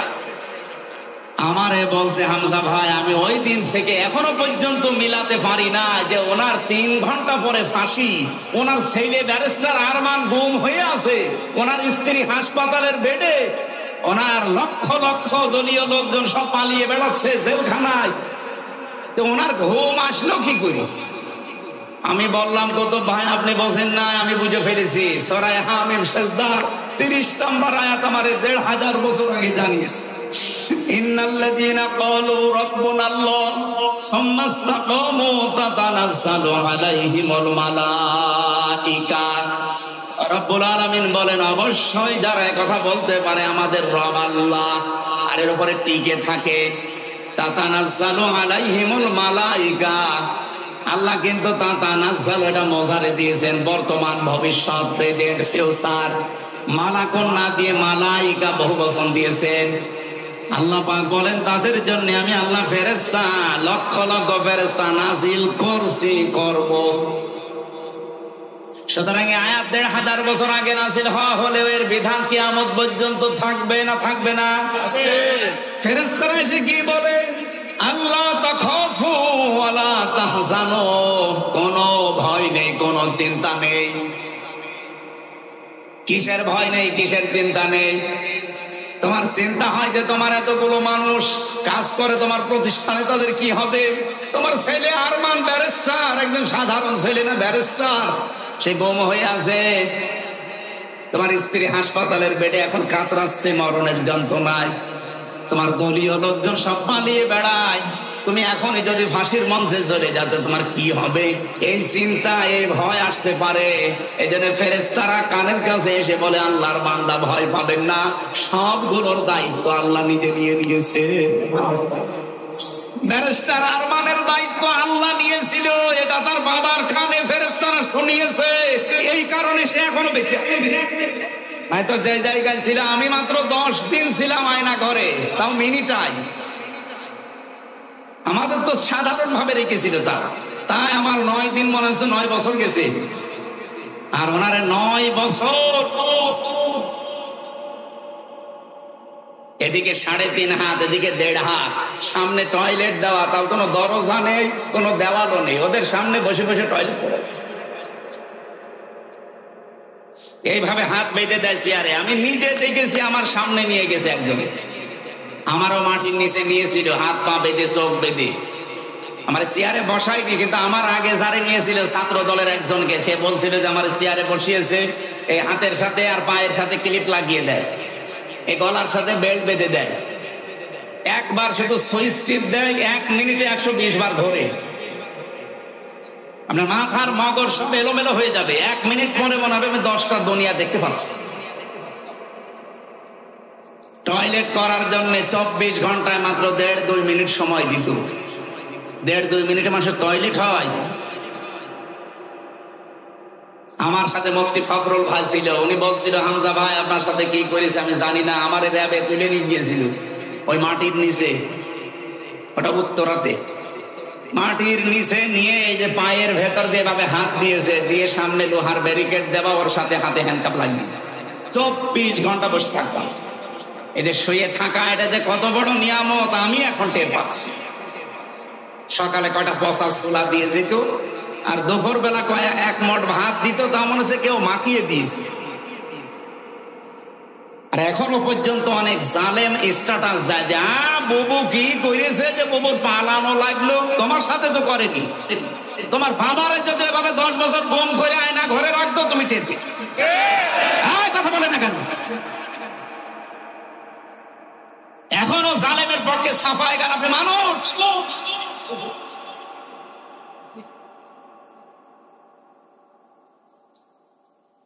বেলালি ভাই বলছিল না যে ওদের বিচার না হওয়া পর্যন্ত ওদের নির্বাচনে আসা, কিসের নির্বাচন? নির্বাচনই হয় দেশে, তাইছি আগে ওদের বিচার পুরাটা হবে, তারপরে। আমি ভিকটিম তো, আমি নিজে দেখেছি, যা করেছে আমার মা মাতালি তুলে গালি দিত। আরে ভাই আমি নাই দোষ করেছি, আমারে আপনি মারেন, আমার চোখ বেঁধে রেখেছিল, টাঙিয়ে রেখেছিল, যা করেন করেন। আমার মা কি করিস? আমার মায়ের বাবা তুলে গালি দিলেন আপনি? মাথা থেকে পা পর্যন্ত একটা চুল পরিমাণ জায়গা আমার বাকি নেই যেখানে টর্চার করে না মানসিক এবং শারীরিক। আমি একটা সাধারণ মামলার আসামি, আর আমারে ফাঁসির কন্ডেম সেলের ভেতরে রেখে 24 ঘন্টা তালা লাগানো। মনে হচ্ছে আমি কি করেছি, অথচ ফাঁসির আসামি ওখানে রাখা হয়, যারা মার্ডার মামলার আসামি তাদের। আর আমার মতো একটা কি বলবো মূল্যচুরি মামলাও না। আমার সন্দেহ ভাজন ভাবে ধরেছিল যে হতে পারে, তাই যদি 3 বছর চাই, যাদের ভিডিও ফুটেজ আছে 2724 জন মানুষকে আপনি 24 সালে মেরে ফেলেছেন। আগামী গত বছর তো বাদই দিলাম, শুধু 1 সালে এগুলো সব ভিডিও ফুটেজ আছে না? যিনি হুকুম দিয়েছেন অবশ্যই তাকে এর দায়ভার নেওয়া লাগবে। আমার একটা ঠনকো মামলায় যদি 3 বছর জেল হয়, 2732 জন মানুষ মামলার মার্ডার মামলার আসামি, কতবার তারে ফাঁসি দেওয়া যায় বলো? আয়না ঘরে রাখার দরকার নেই, প্রত্যেকবার ফাঁসি দেবেন আর জীবিত করবেন, আবার ফাঁসি দেবেন, কিয়ামত পর্যন্ত চলবে। আর এখনো পর্যন্ত লজ্জা শরম থাকলে মানুষের কথা বলে যে আমি পাশে আসি, চট করে ঢুকে পড়বো। আপনি মানুষ, বিবেকের ধারণায় তো লজ্জায় মরে যাওয়ার কথা, এ কথা বলে না কেন? আমি হালকা পাতলা পেয়েছি, তাই যদি আমার এমন রাগ হয়, ব্যারিস্টার আরমানের সামনে যদি পড়ে, ওরে জিন্দা খেয়ে ফেলবে না? সুতরাং যারা লাফাচ্ছেন নির্বাচন না, সংস্কার যখন আরম্ভ হয়েছে, আমরা চাই সংস্কার এদেশে 100% হওয়া লাগবে, তারপরে নির্বাচন। না দিলে ওই আগের মতো আবার দিনের ভোট রাতে হয়ে যাবে। আমার 33 বছর বয়স, 92 সালে আমার জন্ম। 18 বছর থেকে যদি ভোট দিতে আরম্ভ করতাম, আমি 3 বার ভোট দিতে পারতাম, একবারও পাইনি। তার মানে দেশে নির্বাচন হয়েছে। আমি যে কথা বলতে চাচ্ছিলাম, স্বৈরাচারকে হটানোর জন্য সর্বপ্রথম কি লাগে বলেন তো? হযরতে মুসা আলাইহিস সালাম আল্লাহকে বলেছিলেন রব্বি জিদনি, বলেন না কেন? রব্বি জিদনি ইলমা, হে আল্লাহ তুমি আমার জ্ঞান বাড়িয়ে দাও। শুধু জ্ঞান থাকলে স্বৈরাচারের মোকাবেলা করা যায় না, 2 নম্বরে শক্তি লাগে। কি লাগে? আল্লাহ রাব্বুল আলামিন এইটা জানিয়েছেন, সাহস লাগবে, শক্তি লাগবে। ক্বালা রাব্বি শরহ লি সাদরি ওয়ায়াসসির লি আমরি ওয়াহলুল উকদাতাম মিন লিসানি ইলা আখিরি আয়াত। হযরত মুসা এটা চেয়ে নিয়েছিলেন, হে আল্লাহ স্বৈরাচারের সামনে দাঁড়াতে হলে শুধু আমার জ্ঞান দিয়ে হবে না, কারণ জ্ঞানের কথা তারা বুঝবে। বলেন না কেন? না, স্বৈরাচার জ্ঞানের কথা বোঝে না। জ্ঞানের কথা যদি বুঝতো, আমাদের শিক্ষা ব্যবস্থায় তারা আলু ভাজি, ডিম ভাজি, পটল ভাজি দিত না। জ্ঞানের কথাগুলো তারা বোঝে নাই। এই জন্য আমরা এখন চাচ্ছি, যিনি আছেন 2 জন নবীর নাম তার, মোহাম্মদ, ইউনুস, কয়জন? অন্তত 2 জন নবীর নাম নিয়ে আপনি বসে আছেন। শিক্ষা ব্যবস্থায় 96% মুসলমানের দেশে আমরা চাই 1 থেকে মাস্টার্স পর্যন্ত 100 মার্কের কোরআন আর হাদিস কম্পালসারি দেওয়া লাগবে। এটা চান না আপনারা? এ বিশ্বে এখনো যদি দাঁড়িয়ে যেতে চান, মাস্ট বি আপনাকে শিক্ষা ব্যবস্থায় পরিবর্তন আনা লাগবে। আমি মালয়েশিয়া ইন্টারন্যাশনাল ইসলামিক ইউনিভার্সিটি, যেটা মালয়েশিয়া, ওখানে গিয়েছিলাম। ওনারা এই পৃথিবীর 1000 বিশ্ববিদ্যালয়ের ভেতরে 66 নম্বরে আছে, আর বাংলাদেশের একটা বিশ্ববিদ্যালয় 1000-এর ভেতরে নেই। এই ডিম ভাজি, আলু ভাজি, পটল ভাজি দিয়ে হবে? গবেষণা করা লাগবে। তারা এক একটা শব্দ নিয়ে গবেষণা করে করে নতুন কিছু তৈরি করে, আর আমরা একটা শোও বানাতে পারি না। বানাতে পারি শুধু গলা বলি। ওরা কোরআন শরীফের ভেতরে আমি 2টা আয়াত পড়লে আমার কাছে ভয় লাগে, কারণ এই 2টা আয়াত বলতে গিয়ে আমার আল্লাহ জানিয়েছেন যে দলাদলি করবা না। ওয়াতাসিমু বিহাবলিল্লাহি জামিআ ওয়া লা তাফাররাকু, কোরআন সবাই মিলে আঁকড়িয়ে ধরো। আল্লাহ কিন্তু ওয়াতাসিমু দিয়েছেন, কেন খোঁজ দিতে পারতেন না? বা খোঁজু, এতে সাজদা দিয়ে খুশু দিলে অর্থ হয়ে যেত, শুধু ওয়াতাসিমু দিয়ে আল্লাহ শেষ করে দিতে পারতেন। বিহাবলিল্লাহ দিলেন, আবার জামিয়া দিলেন, আবার ওয়ালা তাফাররাকু, এত শব্দ দেওয়ার দরকার কি? প্রথম শব্দ দিলে তো আমরা বুঝে ফেলতাম। কোরআন কেন্দ্রিক যেখানে কোনো বিষয় সেখানে মত পার্থক্য করা, দলাদলি করা, এই যে ফতোয়াবাজি করা, এটা হারাম, নিষিদ্ধ। আর এক জায়গায় সূরা শুরা 13 নম্বর আয়াতে আছে আকিমুদ্দিন ওয়ালা তাতাফাররাকু ফি, দিন কায়েমের বিষয় আসলে সেখানে কোনো মত পার্থক্য, দলাদলি, এই কথা বলেন না, এই জায়গায় মত পার্থক্য করা হারাম, এখানেও হারাম। অথচ বাংলাদেশ সহ বিশ্বের বিভিন্ন জায়গায় দেখবেন যত দলাদলি, যত মত পার্থক্য, খালি এই দুই জায়গায়। কোরআনের কাছে আসতে বললে তখন বিভিন্ন ফতোয়া বের করে, আর দিন কায়েমের কথা বললে যত রকমের আজে বাজে ফতোয়া আসে। এমনকি কত মানুষ এদেশে এখন অলরেডি বলা আরম্ভ করে দিয়েছে কোরআনের সাথে রাজনীতির কোনো সম্পর্ক নেই। আমার এই ছোট্ট মাথা কি আছে এর ভেতরে? কোরআনের ভেতরে নামাজের কথা 82 জায়গায় আপনারা জানেন, আমিও জানি। রোজার কথা মাত্র এক জায়গায় আছে, যাকাতের কথা আছে 82 জায়গায়, হজের কথা মাত্র এক জায়গায়। আর কোরআন দিয়ে রাজনীতি করা লাগবে আল্লাহর জমিনে 918 জায়গায় আছে। আমার ছোট মাথায় যদি 918 জায়গায় পাই, মোশাররফ সাহেব, বেলালী সাহেবের এত বড় বড় মাথা তো আরো বেশি পাবে। আর যারা ফতোয়া দেয় তাদের মাথা দেখেন তো কত বড়, এই দুইজনের মাথা জোড়া দিলে তার চাইতে বড় হবে, আর তারা বলে একটা এত পায় না। যারা এই কথা বলে, বিশ্বাস করে, সত্যি সত্যি বলছে তারা মুনাফিক হয়ে গেছে। কোরআনের সাথে রাজনীতির সম্পর্ক নেই। লাহুল খালকু ওয়াল আমরু আয়াত কেটে বাদ দিয়ে দেন, ইনিল হুকমু ইল্লা লিল্লাহ আয়াত কেটে বাদ দিয়ে দেন, লিল্লাহি মা ফিস সামাওয়াতি ওয়া মা ফিল আরদ, লিল্লাহি মুলকুস সামাওয়াতি ওয়াল আরদ, এই আয়াতগুলো আল্লাহ খেলা করার জন্য দিয়েছে।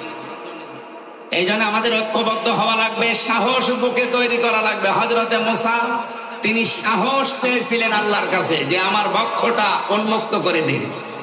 আল্লাহ রাব্বুল আলামিন হযরতে মুসা দোয়া করার পরে দিলেন। আর আমাদের নবী যিনি, তিনি দোয়া করা লাগে না, আল্লাহ তাকে দিয়ে জানিয়েছেন আলাম নাশরাহ লাকা সাদরাক ওয়া ওয়াদা'না আনকা ওয়িজরাক। জোরে বলেন আল্লাহু আকবার। 3 নম্বরে পেয়েছি ঐক্য আর একতা লাগবে। এইটাই 24 সালে ছেলে মেয়েরা দেখিয়েছে। স্বৈরাচারকে সরাতে হলে শুধুমাত্র জ্ঞান দিয়ে, শুধুমাত্র সাহস দিয়েই হয় না।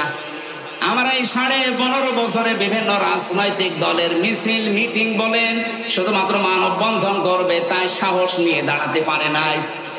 কিন্তু এই মানুষগুলো 24 সালে মাত্র 22-23 বছর বয়স, এরা শুধু দাঁড়িয়ে যায়নি, সাহস নিয়ে শুধু দাঁড়িয়ে যায়নি, এরা ঐক্যবদ্ধ হয়ে গেছে। শুধুমাত্র এদেশের নিষিদ্ধ সংগঠনটা ছাড়া। কোনটা নিষিদ্ধ যেটা হয়ে গেছে সরকারের পক্ষ থেকে, এখন ওইটা ছাড়া বাংলাদেশের সব এক হয়ে গিয়েছিল। এক কথা বলছেন এখন আপনি দেখেছেন, বিএনপি বলেন, ছাত্র দল বলেন, ছাত্র শিবির বলেন, ছাত্র মন্ত্রী বলেন, ছাত্র ইউনিয়ন বলেন, ছেলে বলেন, মেয়ে বলেন, তখন আর কেউ ছিল না, সব এক। কারণ তারা জানে যে স্বৈরাচারকে পৃথিবী থেকে বিদায় করতে হলে এখন আর বিচ্ছিন্ন থাকা যাবে না, সব এক হওয়া লাগবে আগে। আমার মনে হয় আল্লাহ এগুলো তৈরি করে দিয়েছিলেন। 4 নম্বরে সরঞ্জামাদি লাগবে। সরঞ্জামাদি হযরতে মুসাকে আল্লাহ সর্বপ্রথম যেটা দিয়েছিল তার নাম লাঠি। তার নাম কি? আমা তিলকা বিয়ামিনিকা ইয়া মুসা, তোমার ডান হাতে ওইটা কি? ক্বালা হিয়া সায়া, তিনি বললেন লাঠি। এই লাঠি কি শুধু লাঠি? লাঠির ভেতরে এমন ক্ষমতা আল্লাহ দিয়েছিলেন, ফেরাউনের সব কিছুকে ধ্বংস করে ফেলেছিল। সুতরাং আজ এই বাংলাদেশ যদি দাঁড়াতে হয়, লাঠি হাতে নেওয়া লাগবে। লাঠি মানে শুধুমাত্র বাঁশের লাঠি না, এমন এমন লাঠি তৈরি করা লাগবে যে লাঠি দিয়ে দেশের সব অন্যায় ছাপিয়ে বিদায় করা যায়। মুহাম্মদ রাসূলুল্লাহর জীবনী পড়ে রাহিকুল মাখতুমে আছে। উনি মানুষ একজন, ওনার বাড়ি যে অবস্থায় ছিল জীর্ণ শীর্ণ খেজুরের পাতা, কিন্তু বাড়ির সামনে 9টা ঘোড়া বাঁধা থাকতো। কয়টা বলেন বলেন? ওনার বল্লভ ছিল, তীর ছিল, ওনার জুলফিকার ছিল। ওনার যতগুলো জিনিস লাগে নিজেকে আত্মরক্ষা করার জন্য, একজনের তো একটা হলেই হয়, তিনি 8 double 10 double 10 double 12 double 17 double পর্যন্ত রেখে দিতেন। কেন? আজ বাংলাদেশ 54 বছর হয়ে গেল, একটা অ্যাটম বোম বানাতে পারে না। পাকিস্তানে আছে, দাদারা একটু ভয় পায়। এই কথা বলছেন। আমাদের মনে হয় আমাদের সামনে অন্তত এরকম কিছু তৈরি করা দরকার, নয়তো ওই দাদাদের কাছে কিয়ামত পর্যন্ত থাপ্পড় খাওয়া লাগবে আর দাঁত পড়ে যাবে। আমরা সামনে দাঁড়াতে চাই না, বলেন বলেন। এই জন্য সরঞ্জামাদি তৈরি করা লাগবে।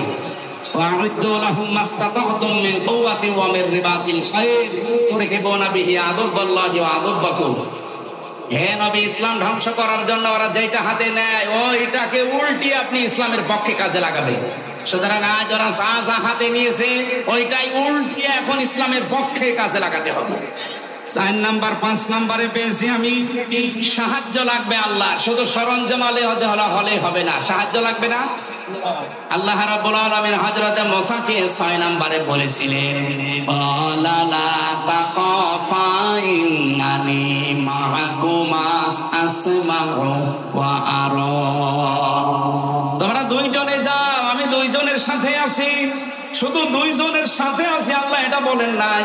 হযরতে মুসা মাঝখানে তিনি বলেছিলেন, ওয়াখি হারুন ওয়াফসাহু মিন্নি লিসানান ফারসিলহু মা'ইয়া রিদান ইউসাদ্দিকুনি। সূরা কাসাসের ভেতরে আছে 24-23 নাম্বার আয়াতে হযরতে মুসা বললেন, আল্লাহ আমাকে সাহায্যের জন্য, সহযোগিতার জন্য আমার ভাই হারুনকে দেন। সে মিষ্টভাষী, স্পষ্টভাষী, সে আমার চাইতে অনেক সুন্দর প্রাঞ্জল ভাষায় কথা বলতে পারে। আজ বাংলাদেশে ঠিক ওই 5 নাম্বার কায়দাটা দাঁড়িয়ে গেছে। এখন বক্তাদের দরকার আছে না নেই? বলেন বলেন। একামতে দিন কায়েম করার জন্য যারা চেষ্টা চালাচ্ছেন, তাদেরকে সত্য প্রমাণ করার জন্য, তাদের চরিত্র যে আসলে সত্য, তাদের অ্যাক্টিভিটিস, তাদের কাজ কারবার আসলেই যে এই পৃথিবীতে প্রমাণিত সত্য, এদের পেছনে পেছনে বক্তা যারা স্পষ্ট ভাষায় প্রাঞ্জল ভাষায় কথা বলে মানুষকে বোঝাতে পারে। নবীজির পাশে একজন ছিল, তার নাম হাসান বিন সাবিত। তার নাম কি? আমাদের বাংলাদেশে এরকম হাজারো বেলালি দরকার আছে, যারা এই কথাগুলো মানুষের সামনে প্রাঞ্জল ভাষায় একামতে দিন প্রতিষ্ঠা করার পক্ষে হারুন আলাইহিস সালামের মতো কাজে লাগতে পারে। সেই সময় এখন চলছে, আমরা কাজে লাগাতে চাই ইনশাআল্লাহ। আল্লাহ পাক বলেন, মুসা ময়দানে ছেড়ে দিয়ে শুধু আমি আরশে বসে বসে তামসা দেখি না, আসমাউ আরা, আমি সব শুনতে পাচ্ছি এবং আমি সব দেখতে পাচ্ছি। সুতরাং এখন আমাদের দেশের যে অবস্থা, এই অবস্থায় আমার আল্লাহ অবশ্যই আমাদেরকে দেখছেন। আমাদের ইখলাস, আমাদের অ্যাক্টিভিটিস, কাজ কারবার এগুলো আরো বাড়াতে হবে। মা বোনেরা যারা এসেছেন, ওয়াজাদাকা দাল্লান ফাহাদা, আমি এমনি বলি না। হযরত মুসাকে আল্লাহ পাক বলেছিলেন, আসমাউ ওয়া আরা, আমি সব দেখতে পাচ্ছি এবং সব শুনতে পাচ্ছি। মুহাম্মদুর রাসূলুল্লাহকে আল্লাহ বলেছিলেন, হে রাসূল, আপনাকেও আমি দেখতে পাচ্ছি, আপনি পথ অনুসন্ধানের জন্য খোঁজ করতে আছেন, আপনি পথ সম্পর্কে অনবহিত আছেন, পথ সম্পর্কে আপনি জ্ঞাত নেই। আপনাকে আমি পথের দিশা দিয়েছি, সেই পথের দিশা এখন সামনে আসতেছে। এই পথ পাওয়ার জন্য একটাই মাত্র মাধ্যম, পথ, তার নাম কোরআন। তার নাম কি? কোরআনের এই মাদ্রাসা আপনারা যারা প্রতিষ্ঠিত করেছেন, আল্লাহ রাব্বুল আলামিন এখান থেকে আমাদের হেদায়েতের মশাল এবং পথ যেন প্রশস্ত করে দেন, বলেন আমিন। মা বোনেরা যারা এসেছেন, আপনাদের আদর্শ বানাবেন হযরতে খাদিজাতুল কুবরা রাদিয়াল্লাহু তাআলা আনহাকে। আমি খাদিজার জীবন থেকে বলছি, জীবনে তিনি 1 ওয়াক্ত নামাজ পড়েননি, একটা রোজা রাখেননি, জীবনে একটা বারও হজ করেননি, 1টা টাকা যাকাত দেননি, কোনদিন একদিনও পর্দায় থাকেননি। কিন্তু আল্লাহ তাকে জান্নাতের সুসংবাদ দিয়েছিলেন শুধুমাত্র স্বামীর খেদমতের কারণে। আল্লাহ রাব্বুল আলামিন স্বামীর খেদমতের মাধ্যমে খাদিজাতুল কুবরার সাথে আপনাদেরও পরকালে যেন জান্নাতুল ফেরদাউসে একটা ঘর আপনাদের জন্য আল্লাহ তৈরি করে রাখেন, আমিন। আজকে অনেক রাত হয়ে গেছে, আমি আর কথা বাড়ালাম না। যতটুকু বলেছি আল্লাহ আমল করার তৌফিক দিন, হেদায়েতের রাস্তা আল্লাহ আমাদের জন্য সহজ করে দিন। বারাকাল্লাহু লানা ওয়া লাকুম ফিল কোরআনিল আযীম।